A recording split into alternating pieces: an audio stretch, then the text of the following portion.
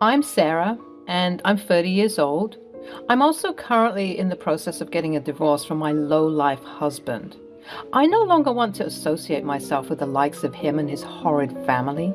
For some reason, immediately after I said I do at the altar, it's like a switch was flipped, and he'd been treating me quite badly once we became a unit. My in-laws at least showed their true colors from the beginning. Their hatred wasn't as loud or prominent, but it wasn't rocket science to determine that they just didn't like me. It was clear that they only tolerated me because of my affiliations with Terry. But for some reason, the hatred and the pettiness was slowly but steadily getting amplified as the years went by. And the straw that broke the camel's back was the recent vacation that we went on as a family. The vacation, as one would anticipate, was planned as a means of getting away and relaxing. And that we did. The plan went as follows.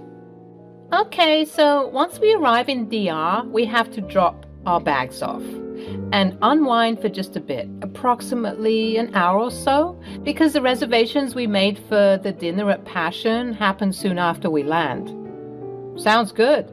And then we continue with the scheduled itinerary the next day, right? Next day, after eating at the restaurant, I don't know about you, but I'm going to get absolutely hammered. I'm with you on that one. Me too. At this rate, everyone would be so hungover that we'd miss half of the next day's schedule. Well, you kids can go ahead and get wasted. I'm afraid your father and I will be relaxing, and we're a bit too old to turn up like you guys. The planning and preparation made us all feel excited as adults. We all needed a vacation, and this was turning out to be a beautiful set of upcoming events that would breed a lot of family love and memories. The planning process itself made me believe that the hatred and animosity that was festering throughout the years would cease, or at the very least, lessen. Because who turns out to be angry and hateful on vacation? Well, apparently Terry's family does. We arrived in DR and things seemed to be going well until we got to our hotel. For some reason, Florence and Judy were being irritable, cursing and shouting all over the place. Greg and Matt were up to some foolish antics, such as disrupting the feng shui of the hotel and causing a ruckus. And as for Terry, he was too busy berating me for what seemed to be his fault because of his improper planning. Where are my socks, Sarah? Your socks? You mean the socks that I so clearly laid out for you to pack? You're my wife. You're supposed to pack these things for me. I don't know if you fell and hit your head, but I'm not your mother, okay? I told you that your socks were on the bed. You even saw them for yourself. Ugh, whatever. I wish you didn't even come with us at all. Excuse me? Just at that moment, the rest of the gang came in. Where's the bar? I've been trying to look for drinks everywhere. Sarah, be a doll and inquire for me, please. I don't think we've had enough time for that. Aren't we meant to go to the restaurant? Oh, it's fine. Just go and do your job. Excuse me? My job? It's worth mentioning that I work at a restaurant as one of the top chefs. Even though I'm well esteemed for the work I do, my in-laws and even Terry sometimes just view me as a poor waitress, despite me telling them all the time that I'm not. So when Judy said that it was my job to essentially run around fulfilling orders for people, I was livid. Oh, she didn't mean it like that, Sarah. Don't get all upset like you normally do. Right, I didn't mean anything by it, just a slip of the tongue. I mean, you do work as a waitress, don't you? How many times do I have to tell you? I am a chef, a good one at that. Now, Sarah, don't get hot-headed. Let's just all take a deep breath. I am exhausted and really hungry. Let's start getting ready for the restaurant. I was suspecting that people were just a bit tired and irritable from the flight, and that once we got accustomed to this new and beautiful culture, we'd properly relax and unwind, and our relaxing vacation would finally begin. But boy, was I wrong. The restaurant was a disaster as I was embarrassed by the behavior of my in-laws. They were constantly complaining about everything. And I was also subject to their constant complaining. Since I work in the restaurant industry, they thought that I knew absolutely everything about every restaurant that ever existed. Sarah dear, this sushi is tasting a bit off. Why is that? I don't know. The ambience of this place is also off. Could you maybe talk to your restaurant friends and find out if they can change that? I'm not sure if you're aware of this, but I don't work here. No need to be rude about it. He's just asking a question. And honestly, you should know more about this stuff since you work in the restaurant industry. As a chef, you mean? Have to make that correction before she loses her mind. At this point, people were staring at us, and I was feeling more than mortified. I wished the floor would just open up and swallow me whole. The vacation was looking to be a bust. I was always being berated, and if I wasn't being yelled at, I was being sent around like a maid to take care of everyone's needs. It wasn't looking like a vacation to me because of how they were treating me. I was even beginning to suspect that the only reason why they brought me along was so that they had someone to boss around and bully. My suspicions were confirmed when I found out the itinerary of fun activities that were planned didn't involve me at all. For the next 2 days, whenever I would wake up, I would find all their rooms completely empty. After lounging around for hours doing nothing and awaiting responses from the rest of the gang, they'd all be stumbling in half drunk and happy, coming from a seemingly great time of enjoyment. Oh my goodness, did you see when Dad fell off the boat when we were tubing? That was hilarious. Hey, it wasn't that funny. Come on, it was the funniest thing I've ever seen in my life. Hey guys. Oh, hey darling, how are you? What happened? I thought we were meant to be going tubing together. There was a pause. Nobody looked like they wanted to say anything. It almost looked like they were racking their brains for a sufficient answer. Finally, Terry said, "Oh, you were sleeping, so we didn't want to disturb you." Okay, but you could have woken me up. This is meant to be a family vacation, right? Well, it turns out I was actually wrong about my presumptions because as the days went by, there were more and more signs of me only being there as the help and not as someone to enjoy alongside the family. But that's not even the worst thing that happened to me. Our 1-week getaway to DR was coming to an end, and we were all packed up and ready to go. We all had one last dinner, which was relatively calm, and we went to bed.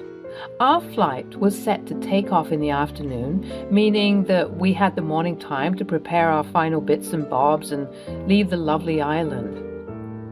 Because of this, I woke up at around 9 a.m., which wasn't too bad considering we were meant to board the flight at 3 p.m. To my utter horror and shock, I woke up to yet another empty house.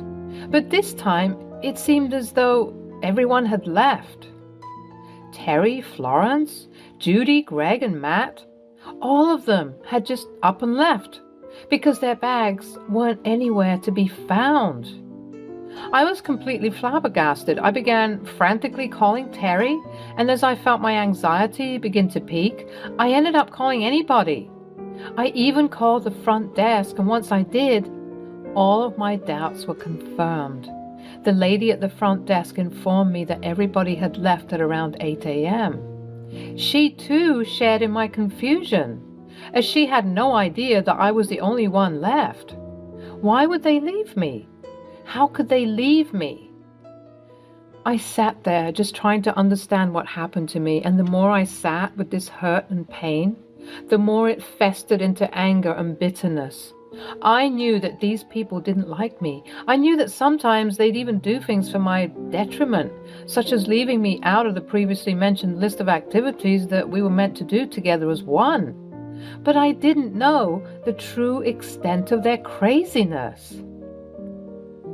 I was going to try and call again, but I decided against it. I needed to strategize something to get my revenge because I had had more than enough of their shenanigans. Additionally, I had to remind myself, after calming myself down from the panic attack that I had earlier, that I was in the gorgeous and marvelous DR. There was no way that I was going to waste my time crying and moping about my situation, even though I had every right to. I was going to make the most of this trip, and so I decided to extend my vacation. Luckily, I was able to extend my visa as well as my reservation at the beautiful resort. I swear I am now a firm believer in miracles because you'd never guess what happened to me. I was able to move to a smaller room since I didn't need the extra space and continue my vacation in a way that was fulfilling to me instead of constantly being blindsided by not being privy to the day's activities and schedules. I inquired at the desk and booked all of the activities that I was able to do. There were cruises and casino tours, and I also engaged in hiking, tubing, shopping, and glamping. Not only did I do all of those crazy and extravagant things, but I met a group of single ladies around my age. We all decided to chat with one another, and it was a grand time. These ladies looked so free, and I even felt comfortable enough to disclose my embarrassing and abusive relationship with my toxic and weird husband and in-laws. And they were all ready to fight for me. I tell you, there is nothing sweeter than a group of good girlfriends who are always ready to have your back. This group of girlfriends accompanied me throughout most of my activities, and I couldn't be happier. I was extremely enjoying my newfound solitude, but I was also ready to share my experiences with a genuine group of people, not like my low-life husband and his equal low-life family members who hated my guts for some reason. You must be wondering how long all of this took. Well, it took me yet another week in DR to complete all of these amazing tasks, and I certainly couldn't be happier. You also might be wondering about Terry and the rest of the toxic crew. Well, here's what happened. On the day that they had left me behind, Terry had called me once they arrived home, and this is how the conversation went. Hello? Hello? I was very calm and collected. I think they were expecting me to be frantic and overwhelmed, which I was, but I didn't want to give them the satisfaction of knowing that their sadistic actions had worked on me. You sound well? Oh, I am. I hope you're well too. I hope that the flight was safe. At that moment, I heard voices in the background. I must have been put on speaker. Yes, dear, our flight was fine. Are you all right? Oh, yes, I'm fine. I'm going out later on tonight. With who? That's none of your concern, I'm afraid. Excuse me? He is your husband, and we are your family, so it is our concern who you're going to be meeting with. Oh, really? It's funny you say that, because the last time I recalled, husbands and families don't abandon each other. I woke up to an empty house. I knew you trolls hated my guts and only strung me along on this trip just so that I could act as the help. What? That's preposterous. What, we would never do something like that to you. Oh, save your forced sympathy. Your acting is as good as fish-flavored ice cream. Horrendous. You fools did manage to make one grave mistake, though. You left me in DR. How could you be so foolish? It's actually a good thing that you left, because I can really enjoy my vacation all to myself.